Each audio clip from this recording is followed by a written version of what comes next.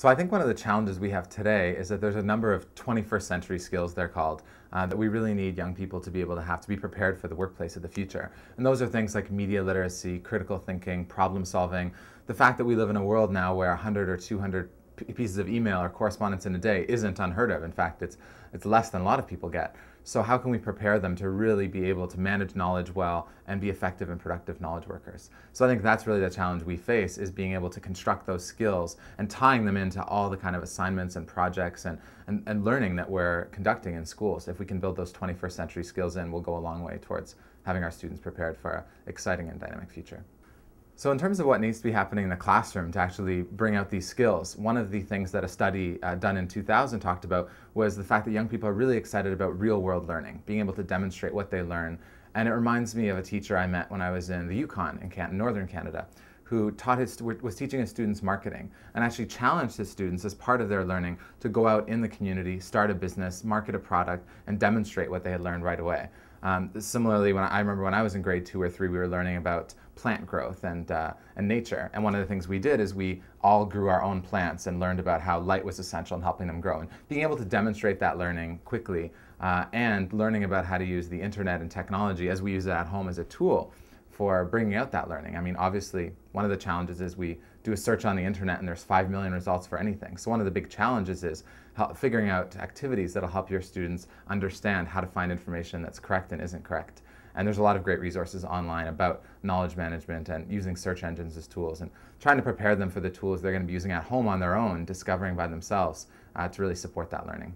One of the opportunities I think we have, because we live in such a diverse society here in Canada, is to really use the internet and technology to help students connect back to their own countries, countries where other students might be from, countries or places they're learning about. There's so many opportunities to connect with other teachers and other classes and schools, even just the other young people around the world who are doing similar things to your students, and develop collaborations or work with them to be able to kind of learn together and have the students exposed to a different point of view. So I think there's tremendous opportunity out there to expand what community means. It doesn't have to be the school community, but really exposing the students to a global community. Because in the future, their work, their life will be so much more global, and already is because of the internet, because of technology, than it ever has been in the past. So you have a great opportunity to prepare them for that. I think one of the areas where we're a little bit behind, but we're catching up quickly, is access in the classroom. I've been lucky to travel to over 40 countries around the world and meet with teachers and work with schools all over the world. And there's a lot of schools out there that have one-to-one access to technology, where every single student has a laptop. Even the state of Maine, for example, every middle schooler there has a laptop. And the transformation in learning is really different when the students stop seeing the technology as just a tool and actually instead see it as a part of their lives, just like we all do in our work lives today. So I think that providing that level of access to technology will be very important, but also making sure, of course, in the future of the classroom, that we're investing heavily in the content and the training to make sure that it's not just about the technology, but it's about the world of opportunity and possibility and collaboration and kind of global connectivity that provides. And we're so lucky here in Canada to have the access to the internet, even in the most rural of cities, that our government invested in over the last decade. Many countries around the world are so far behind there. I think the next step is to make sure that we have both the curriculum, the content, and the actual hardware to really do the most with it. And that's an opportunity that we're excited to be a part of here in Canada. So I think one of the great opportunities that you have as a teacher is to introduce your students to these kind of new learning opportunities and experiences.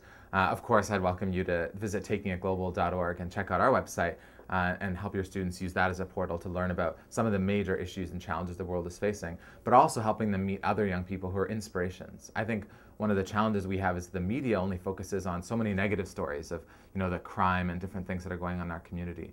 And one of our goals is to really highlight inspirational stories, to get young people to aspire to do amazing and great things, to follow in the footsteps of young people who have already done those things. So I would invite all of you to use technology, look at ways online to expose young people to great role models and challenge them to express themselves, to connect with peers, and to really shape their learning in a much more interactive and dynamic way. I think one of the important things also is to be comfortable with the fact that as a teacher, you don't have to be the expert anymore. You don't have to know everything and even be comfortable with the technology, because the students have grown up with it, so they're going to be very comfortable with it. I guess what I would recommend is that you take some time to explore the internet, to explore the websites beforehand, but be comfortable turning them loose and challenge them. A lot of times there are students who jump ahead and kind of maybe get themselves far ahead of the class, challenge those students to share their learning with the rest of the class. And there's some amazing experiences that I've seen come out of that. Them having to develop the leadership skills, and if they're far ahead and they've already finished the assignment, great, well, present your results to everyone else and help them learn from that. And those kind of interactions in the classroom can be very powerful, because often learning from their peers is the way that they interact outside of school. So if you can bring some of that into the classroom, I think it'll make it much more engaging for their peers and also for those students who do have the skills and are ahead of everyone else to be able to share that with others. I think a big opportunity we have for our students is also that one of the things that's made us so successful in the last century here in North America is our innovation, our entrepreneurship, our creativity. And I think that it's important to instill that spark in them, to really not make sure they don't have a fear of failure, but instead feel encouraged to try something, if they have an idea, to follow it, to create an organization, to start a business. I started my first company in grade 3 or grade 4, and it was a complete failure. But I was lucky to be surrounded with a teacher, parents, people that were supportive and said, well, try again next time, try it again. And it ended up a few companies later having a great success. So I think if you can encourage them to not be afraid of failure and to follow their dreams and believe in their ideas, there's many examples out there, hundreds of examples of amazing things that have happened as a result of that. And young people that are now leading world-changing organizations thanks to one thing their teacher said to them. So if you can be that teacher, you have hundreds of students, you can be that person for the world to be a completely different place. So I think it's really important that as teachers, that we all believe in our students, because I remember having a grade 6 business teacher that told our class that we were going to skip our stock market game because we weren't smart enough to learn about the stock market. And I think that missed opportunity and that missed challenge is kind of really shameful. I think that if we don't challenge students to learn beyond what we might expect that their highest potential is, then they'll never really grow.